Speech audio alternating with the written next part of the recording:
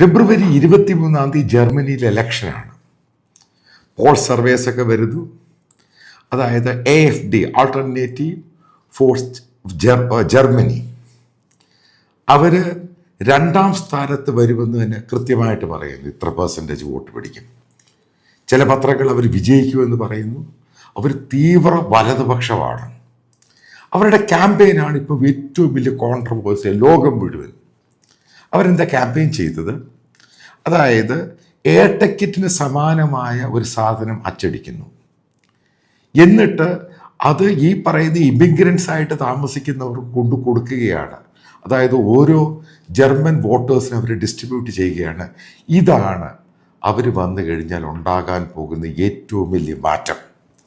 അതായത് ഇമിഗ്രൻസ് ആയിട്ട് മുസ്ലിങ്ങളായിട്ട് ജർമ്മനിയിൽ താമസിക്കുന്നവരെ തിരിച്ചുവിടും. അത് എക്കണോമിക് ക്ലാസ് ടിക്കറ്റ് ആയിരിക്കും അവരെ തിരിച്ചു